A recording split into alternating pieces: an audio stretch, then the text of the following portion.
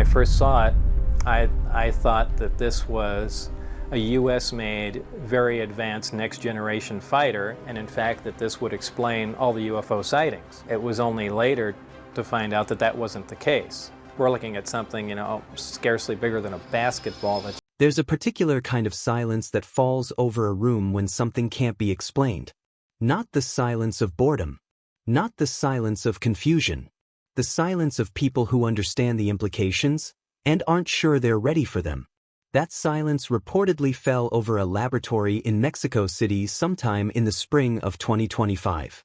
A team of researchers was staring at data they had run 3 times, because running it once didn't seem responsible. The numbers kept coming back the same. An object sitting on their examination table, a smooth metallic sphere, roughly the size of a basketball, recovered from a field in Buga, Colombia, had just registered a weight more than 4 times heavier than it had weighed 3 weeks earlier. Nobody touched it. Nobody added anything to it. It had simply been sitting there. And yet, the story of how that sphere ended up in a Mexican laboratory begins in an ordinary way, as many extraordinary things do. A man named David Vez was doing what he often did on quiet mornings in the Colombian countryside, moving slowly through an open field with a metal detector, half expecting to find old coins or rusted farm equipment. What he found instead was a perfect circle of dead grass. And at the center of it, half settled into dry earth, was a metallic ball that seemed almost too smooth to be real. He reached down and picked it up without much difficulty. It was surprisingly light, 4 or 5 pounds, he later said. Like picking up something hollow. He had no way of knowing in that moment that the object would eventually weigh over 22 pounds. That scientists would be unable to scratch its surface with diamond-tipped tools. That inside its seamless shell, researchers would find something arranged with a precision that felt less like manufacturing and more like intention. He just knew it was strange. And strange, sometimes, is where everything begins. The town of Buga sits in a green valley in western Colombia, unremarkable in most ways. But residents there had watched something move through the sky in the weeks before Vez made his discovery, something that didn't behave the way objects are supposed to behave. Witnesses described a metallic shape that stopped midair without decelerating, changed direction without banking or turning, then dropped, not drifted, dropped, and struck the ground hard enough to shake it. This kind of testimony is easy to dismiss. People misidentify things in the sky constantly. Weather balloons, drones, unusual atmospheric conditions. Any responsible investigator applies that skepticism first. But then researchers arrived and began examining the field itself. The soil directly beneath where the sphere had rested was completely drained of moisture, not partially dried, but stripped, as if something had extracted water at the molecular level. Plants in the immediate vicinity had died. Not wilted, not yellowed. And in the months that followed, nothing grew back in that circle. Seeds placed there by researchers failed to germinate. Soil analysis showed sterilization-level disruption of organic material in a pattern too geometrically precise to be explained by heat or impact alone. Several researchers were careful to note, at this point, that none of this definitively explained anything. Unusual soil conditions have mundane explanations.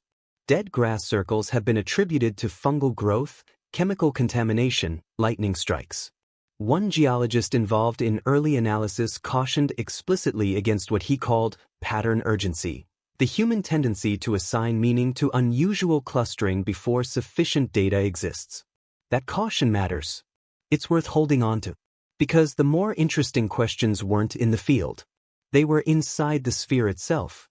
When researchers at Mexico's National Autonomous University first began examining the object properly, they were dealing with something that resisted almost every standard investigative technique. The surface, and this is where the accounts become genuinely difficult to explain away, appeared to have no seams, no welds, no joint lines of any kind. Metallurgists who examined it described it as appearing to have been formed as a single continuous piece of material, which presented an immediate manufacturing problem. The sphere contained internal components. You cannot have a sealed, seamless shell with complex interior architecture unless either the interior was built first and the exterior somehow grew around it, or the construction method involves techniques not currently in any known industrial process. X-ray and advanced imaging analysis revealed what was inside. At the center, a dense nucleus. Surrounding that nucleus, arranged in a precise geometric configuration, 16 to 18 smaller spherical objects. Running through the interior, connecting these components in what appeared to be a deliberately designed network, approximately 52 thin filament structures.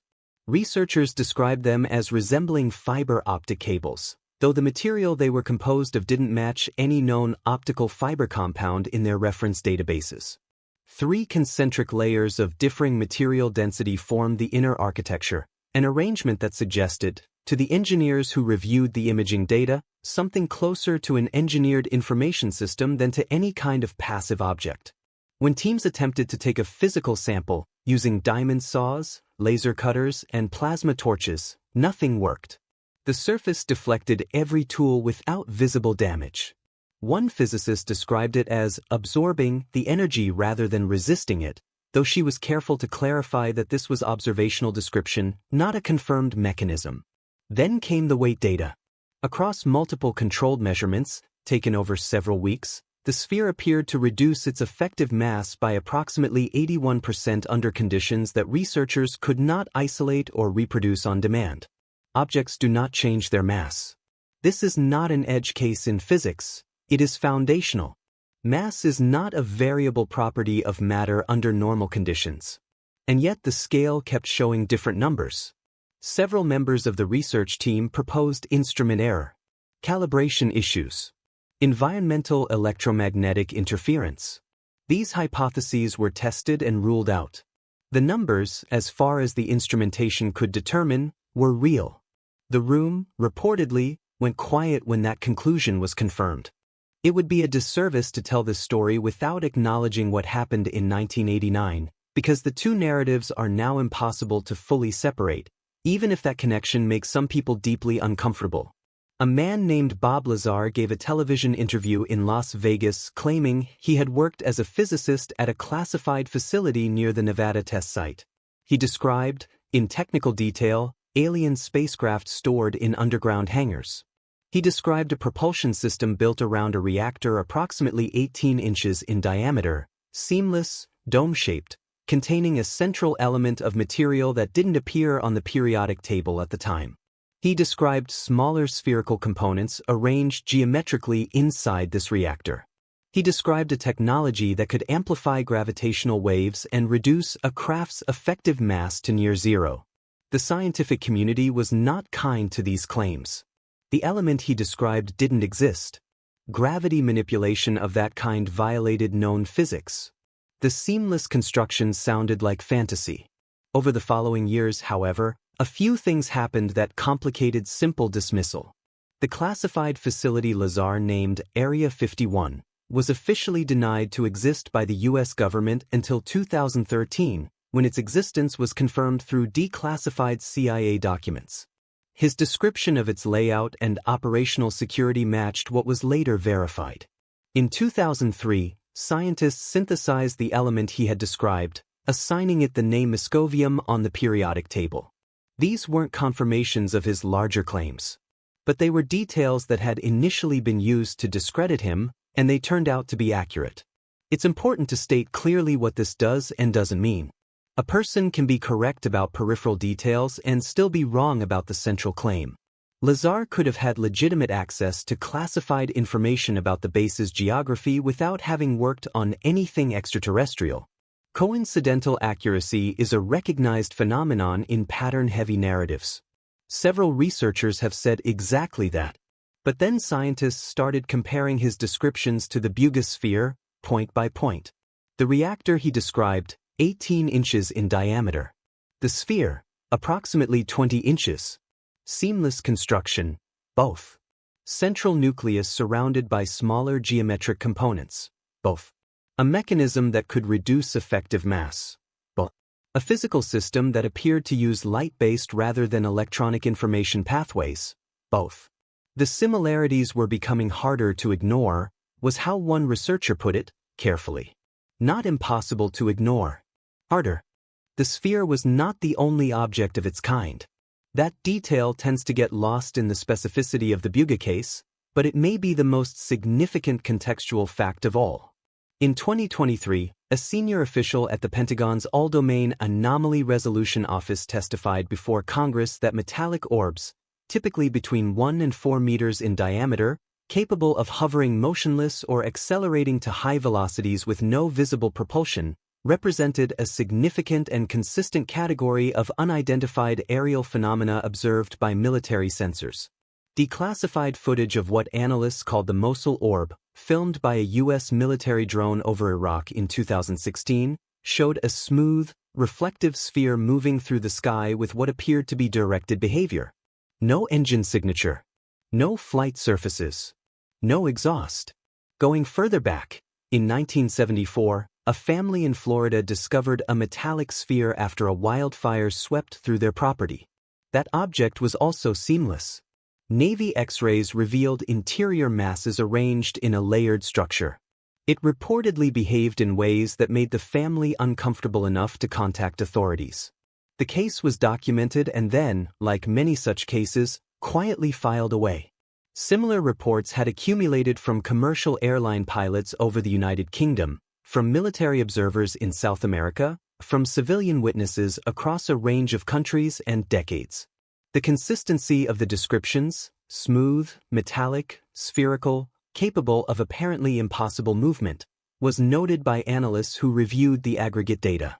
One defense researcher, speaking off the record to a journalist, described the pattern as too coherent to be noise. Another researcher, on the record, urged exactly the opposite interpretation, that pattern coherence in self-selected anomaly reports is a well-documented cognitive phenomenon, that people describing metallic spheres are more likely influenced by shared cultural references than by shared observations of a real object. Both of these positions deserve serious consideration. What makes the Buga case different, potentially, is that researchers had the object. Not a video. Not a photograph. Not a second-hand account. A physical thing, sitting on a table, refusing to be scratched. The discovery that changed the tone of the research came from a spectrographic analysis of the sphere's surface conducted by a researcher at the National Autonomous University of Mexico. Using laser-based techniques, the team identified isotopic signatures in the metallic composition, ratios of neutron configurations within certain elements, that didn't correspond to anything in the Natural Terrestrial Reference Database. This alone has a range of possible explanations, including manufacturing processes that involve particle bombardment or isotopic enrichment techniques used in advanced materials science. But when the isotopic data was run through pattern recognition software, something emerged from what had initially appeared to be random distribution. The signatures were arranged in a mathematical sequence. Specifically, prime numbers. Researchers verified this independently. The sequence was confirmed. A natural isotopic distribution does not produce prime number sequences. The probability of this occurring by chance was calculated to be, in the words of the lead analyst's report, effectively zero for any known natural process. Someone, or something, had arranged matter at the atomic level with deliberate mathematical intent. When the sequence was decoded further, it appeared to function as a coordinate system, not geographic coordinates on Earth's surface, but positional data relative to our solar system. The coordinates, when plotted, indicated a direction and distance that pointed toward a binary star system approximately 37 light-years away. Astronomers identified it as Zeta Reticuli, the same star system Bob Lazar had named in 1989 as the origin point of the craft he claimed to have worked on.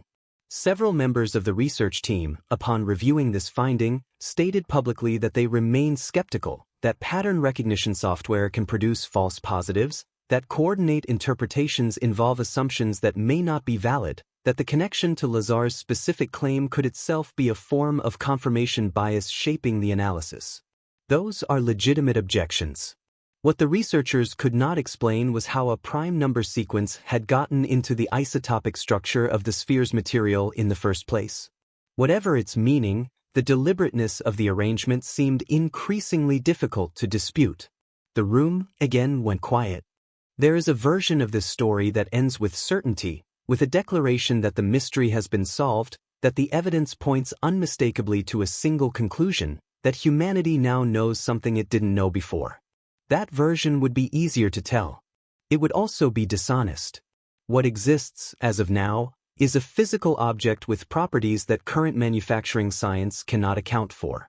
A surface that resists every known cutting instrument. An interior architecture of impossible seamless complexity. A mass that measurably fluctuates in ways that Newton's laws say it shouldn't. An isotopic pattern that a natural process cannot produce.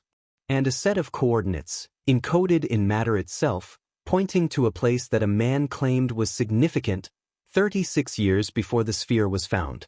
Dr. Gary Nolan of Stanford University, one of the more credentialed scientists to examine the object directly, stated that he remained approximately 99% confident the sphere was of human manufacture. He said this clearly and on record.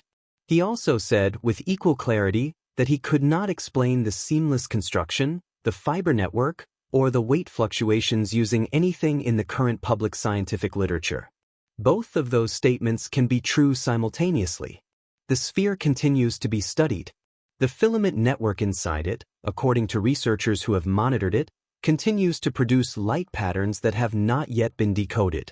Whether those patterns represent active transmission, residual function, or something else entirely remains, at this point, an open question.